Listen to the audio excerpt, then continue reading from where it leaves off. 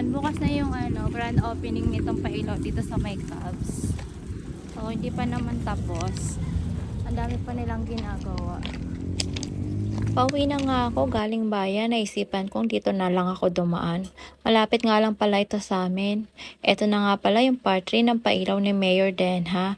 Yung una nga pailaw, ginanap sa may plaza ng Kabuyaw. Madali lang yung makita kasi katabi lang yun ng simbahan ng St. Polycarp. At yung pangalawa nga ay sa may City Hall. Pareho ko nga silang hindi napanood.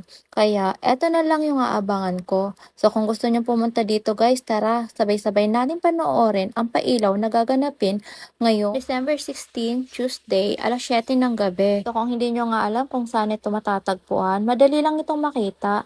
Baba lang kayo sa may katapatan. Tapos magtanong na lang kayo doon kung saan papunta yung Cubs. Yun lang. So kita kits. Bye!